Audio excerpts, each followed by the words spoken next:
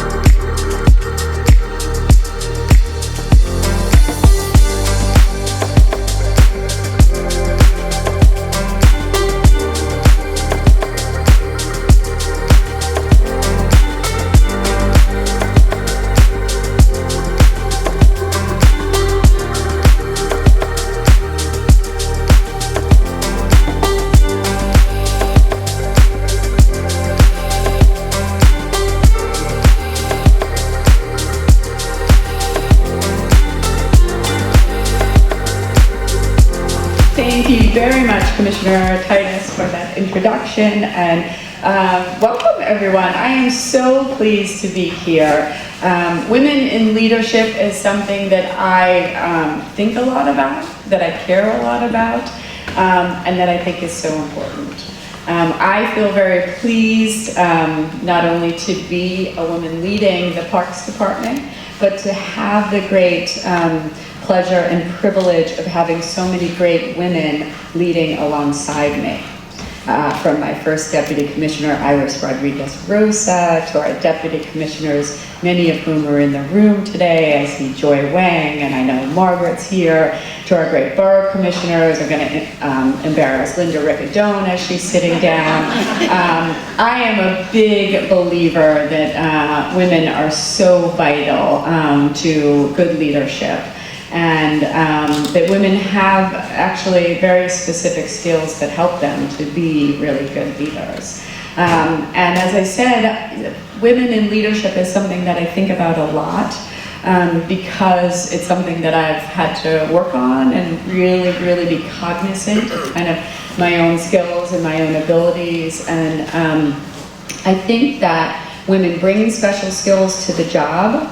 To me, there are some critical things to being a good leader. And I don't pretend to have all the answers, and it's something that I'm still learning and growing in my role. But I think some of the most important things about being a good leader is being a good listener, being empathetic, understanding where people are coming from, helping to pull out the best in people. And I think by nature, women are good at that. I think women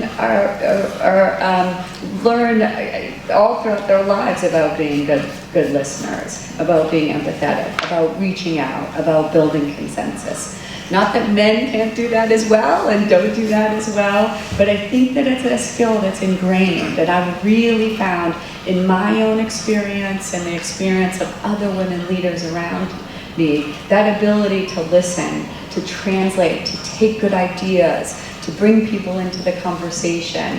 That's a skill that women have. That's a skill that I've really worked hard on. That ability to really listen and understand and know where people are coming from. And I think it's imperative to good leadership. So I was so pleased in coming to this role in Parks when I heard that there was this Women in Leadership group and a group of women who get together to focus on this important topic, because it is something, women as leaders, something that we need to practice and work on.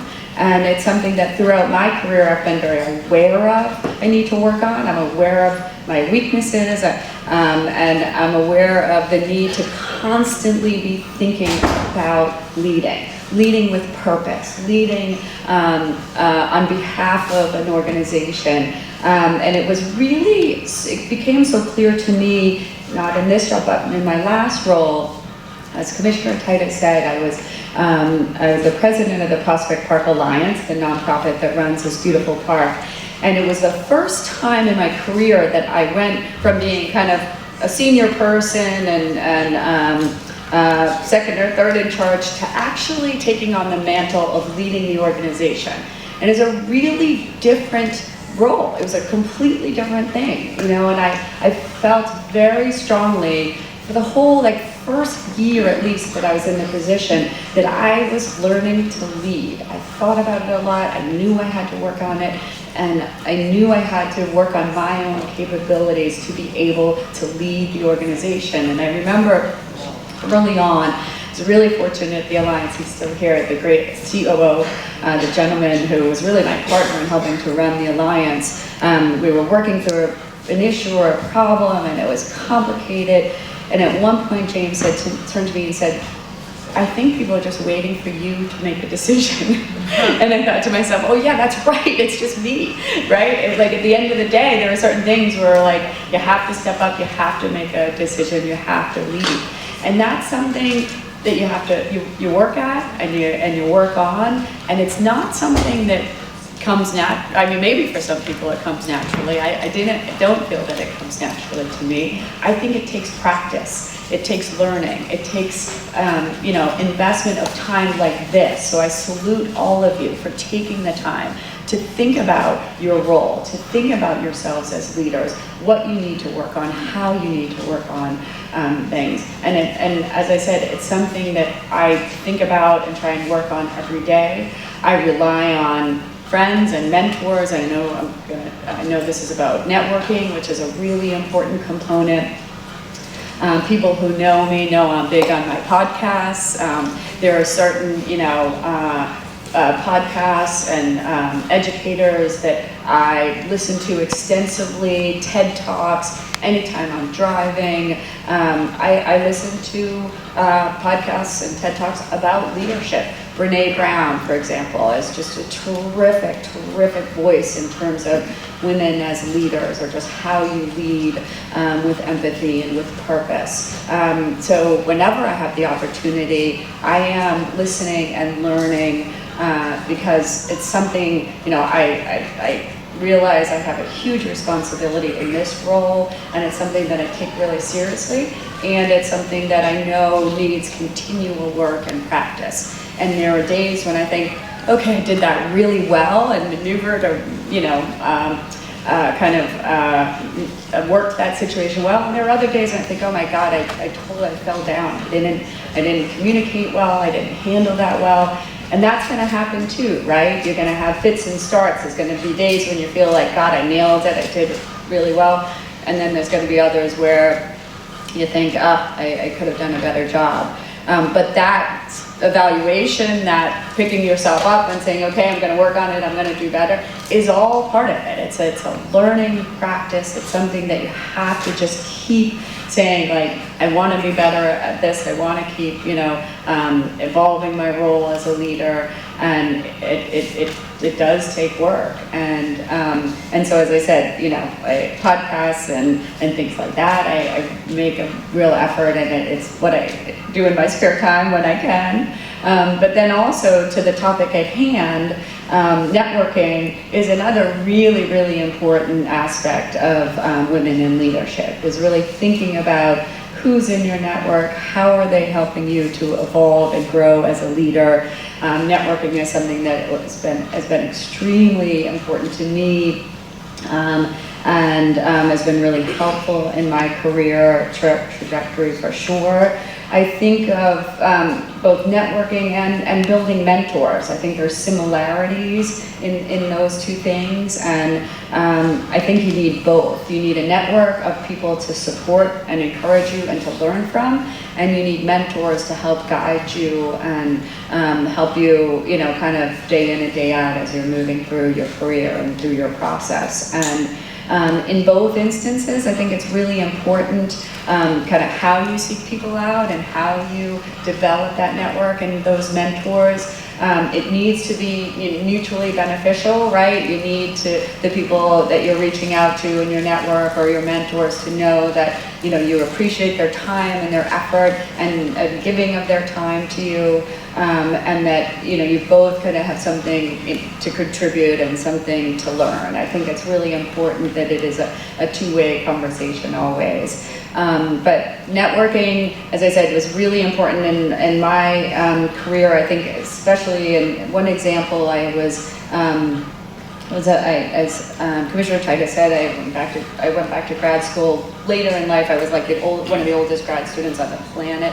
Half the kids in the school could have been babysitting my children at the time, but it was a great experience. And when I got done with, or was nearing the end of that grad school program, through someone who was in my program, they introduced me to someone who was at City Hall at the time in the Mayor's Office of Operations, and connected with her and said, I'd love to have a conversation. I'm finishing this grad school program, wondering if I could just sit down and chat. And I did. I met this woman who was the head of the Mayor's Office of Operations, and at the time she said, lovely to meet you. I don't have anything at this time. I don't have any positions in my division, but the mayor's about to announce a big new plan for the city, and I think there may be some opportunities out of that. And it was Mayor Bloomberg's Plan YC initiative, and it was announced about a month after I met with this particular woman. And 2 weeks after she met me, she was literally in the hallway at City Hall, and someone at City Hall said, oh, we're looking for someone to come to Parks and help oversee this Plan YC initiative at Parks. And luckily the woman I know said, I just met this woman, she's just about to be done with grad school and she's looking, to enter public service, and that was it. The rest was kind of history. I went to City Hall, interviewed, and then, came to Parks. So I'm a big believer and know the importance of networking. And as I said, it's been really beneficial in my own world. And I think it's really important to continue to build your network, whether you're looking for a job or not looking for a job, because your network is also how you learn and grow and evolve. And I'd like to think that my network is made up of a really diverse group of people, younger, older, in government, not in government, in parks, not in parks. I think you have to be really expansive when you think about that network, because you're able to learn and grow from a variety of different situations. And so I would say just don't be limited when you think about that network. Don't think, oh, it just has to be someone who's also in parks or someone who's also in city government. You can learn from such a wide sphere of people, and especially from women leaders, right? Because you may have different kind of roles that you play or purviews that you oversee, but if there are women out there who you respect or admire, or they do things well, or you've heard them speak, or you've had the opportunity to work alongside them, reach out and say, let's go for a cup of coffee, things like that. I think that we need to be very broad when we're thinking about our network, and we're thinking about people that we can learn from, gain information from, because you just don't know. You don't know what someone's experience has been. You don't know kind of how that person can just can be helpful or help you deal with a challenging situation. So. That is to say that, I just think I think you've taken such an important first step just by being here, by understanding the importance of being together in this room and learning from each other. There is no doubt in my mind that, women leaders, throughout my career, have just been so vitally important, and I continue to cultivate those networks and cultivate those mentors, even as my career has evolved and shifted. Kind of what I need in a mentor evolves and shifts, and so I continue to seek that out, and that's from colleagues, that's from peers, that's from people who work in different, parts of the agency, parts of the city.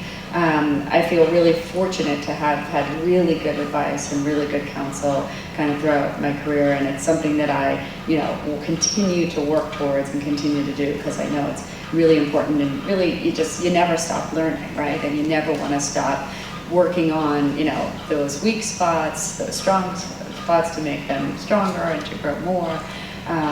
I just salute you all for being here and doing the hard work. to continue to focus on yourselves as leaders. There's nothing that's more important. So I am open to, I don't know if you want me to take questions, Commissioner, or anything like that, but. We're taking questions from each other at the table. Got it, okay. All right, well, thank you all so much. I'm so happy to go, I say, no questions. I really appreciate you inviting me to be here and speak. I'm absolutely thrilled and honored to be here and to work alongside so many of you. There is absolutely the strength in numbers, and I know that I'm strengthened by working alongside so many great women in the agency and beyond, and it's really helped foster my career, and I'm so pleased to be heading up an agency that is so female focused and focused on female leadership, and I'll continue to support that in every way I can and support all of you. So just thank you very much for having me. Thrilled to be here. Thanks.